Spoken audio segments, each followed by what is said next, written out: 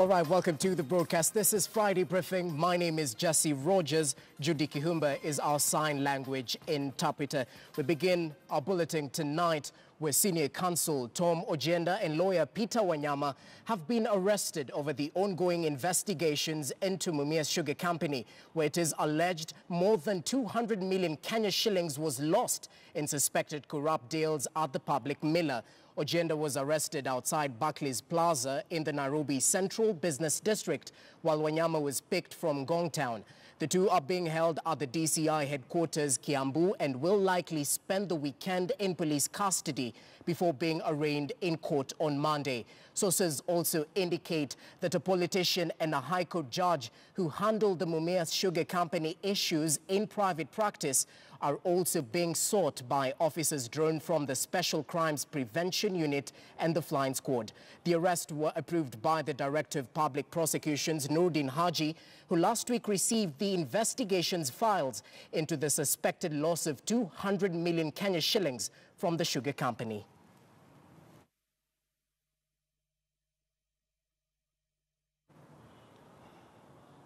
All right, we'll definitely keep you informed about that particular development. Let's move on. A state of confusion and uncertainty has rocked a majority of parents, especially of those learners joining Standard 4 when schools reopen for the first time next week. The Ministry of Education has maintained that the new 2663 curriculum will be rolled out next week, despite the early communication by the Education Cabinet Secretary, Ambassador Mina Mohammed, that the curriculum would be postponed by a year. But a spot check by KTN News shows that bookshops are still selling 844 books for the Standard 4. Our reporter Cecilia Wakesho Madhuva tells us more. Less than a week before schools reopened for the first time and bookshops began receiving their usual clients, but a majority of parents say they're purchasing the books blindly as they're not shown the exact position of the government in regards to the new curriculum. Last week, Education Cabinet Secretary Amina Mohammed had a change of tune that the new curriculum will be rolled out in January and that it was not going to be postponed until the year 2020, as had earlier been stated. Nimeamua kununua lakini bado nimechanganyikiwa kiasi, lakini itabidi ninunue sababu pia mimi nafuata uamuzi wa shule pia. Okay, for the start anaenda class 4, ametoka class 3. So tumekuja kununua excess books. For the textbooks bado hatujapewa the list. So tunangojea the list, once it's ready ndio tutakuja kununua. Yeah. Hatuwezi nunua ile kitu hatujaonyeshwa. And although the bookshelves have books from preschool to grade 3 as per the new curriculum, parents of pupils supposed to be joining class 4 are in limbo. They do not know whether they will go back to the 844 system or they will continue with the competence-based curriculum. Class 4 books available are those of 844. Some parents have chosen to go for general books like dictionary and storybooks. Jacqueline Naboso's daughter will be joining class 4. She has bought books worth 12,000 shillings. Shule ilinipa list ya vitabu na niko satisfied sababu mtoto ataenda kusoma nazo. Nikiendelea kukaa na pesa huenda nitazitumia. Afadhali nizinunue in case of anything, bado tutarudi bookshop.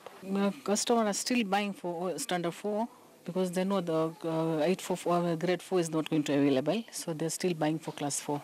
On Thursday, the Ministry of Education released a sessional paper to Parliament that will mark the beginning of transition from 844 system to 2663. However, parliamentarians will resume sitting in February next year.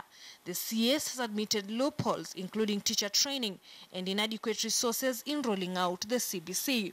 It is important that the government, and particularly the Ministry of Education, both the Cabinet Secretary and the principal secretaries come to the realization that the implementation of this new curriculum has got serious effect, not only on the parents, the public, but also and more particularly on the students.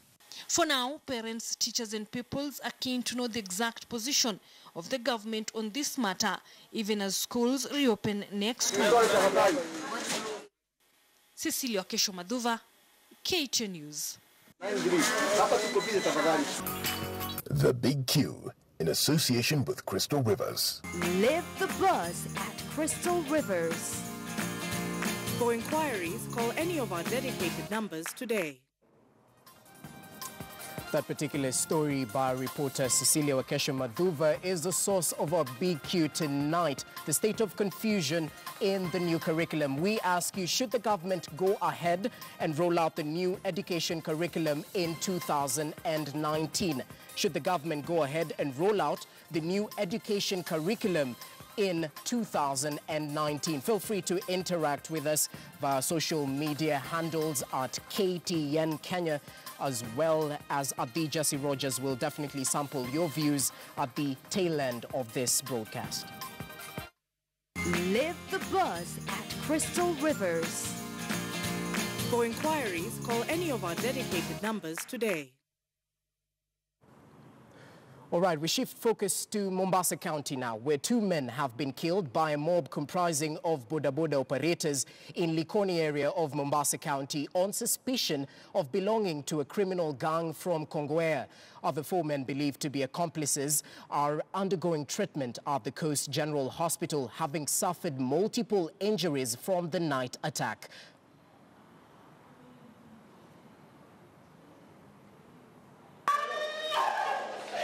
At the Coast General Hospital, we find wailing mothers on the floor, hard to comprehend what befell their sons, aged between 15 to 18 years.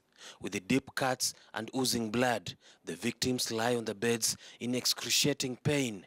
2 of them had earlier succumbed to their injuries. 6 were brought in this morning at around 5 a.m., early in the morning. And on arrival, 1 of them passed on. Salim Wachu, a 15-year-old boy who was among the guys attacked by boda boda operators in Likoni, said they had visited a friend's relative and that theirs was a case of mistaken identity, as they do not belong to any criminal outfit. Wachu, who broke his hand during the attack, says were it not for police who came in time to save him, he would have lost his life. Yani badala mimi kuchapa pale, naambiwa mimi muone, na mimi hata sijui kuchukua kitu cha mtu kusema nini. Naambiwa mimi muone. Watu wa boda boda hata na huruma na watu. Walinipiga hata saa hii. Mkono wangu katika sababu nilikuwa natetea maisha yangu. Uko si majambazi. Hiyo nakataa kabisa. Walikuwa wameenda kwa pati, ndio hiyo kisanga ikatokea huko. Si majambazi kabisa, hata kiapu nala. Tobias Chanji, KTN News, Mombasa County. Wajir woman representative Fatuma Gedi has for the first time broken her silence following her alleged sex tape that has been trending on social media platforms for the past 3 weeks. Gedi says this video is fake and was made by her opponents to defame her and tarnish her name. Meanwhile, the main suspect linked with the video, Douglas Bayer, was arraigned at Kiambu Law Courts this morning. Our reporter Fahma Mohammed was at the court this morning and tells us more. Family and friends of Wajir women rep Fatuma Gedi gathered at Kiambu Law Courts awaiting the arraignment of the suspect alleged to have devised the pornographic video that went viral for the last 2 weeks. According to the police, Douglas Bayer, who is also a blogger, was involved in the circulation of the video of Gedi in a compromising situation with an unidentified man.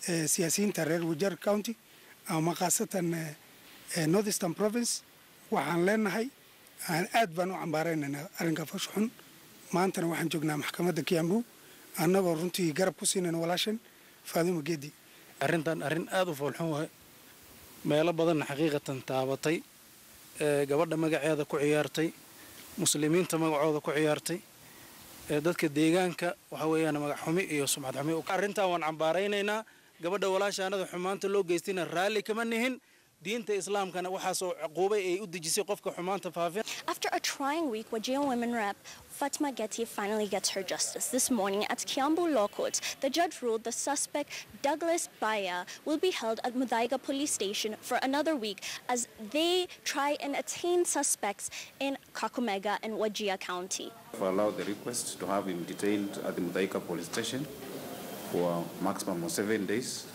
Getty broke her silence on social media this past week, saying, "I would like to say thank you to all the people who stood with me during this trying moment. Thank you for all the messages of encouragement and the overwhelming support." I did not do whatever I'm being accused of. Baya will be arraigned in court on the 14th of January, with others yet to be arrested. The family is satisfied with the Directorate of Criminal Investigations following up the incident.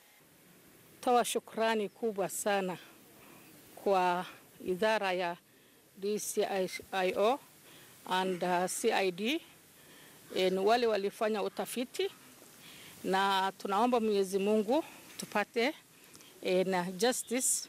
Fahma Mohammed, KTN News. Well, the wheels of justice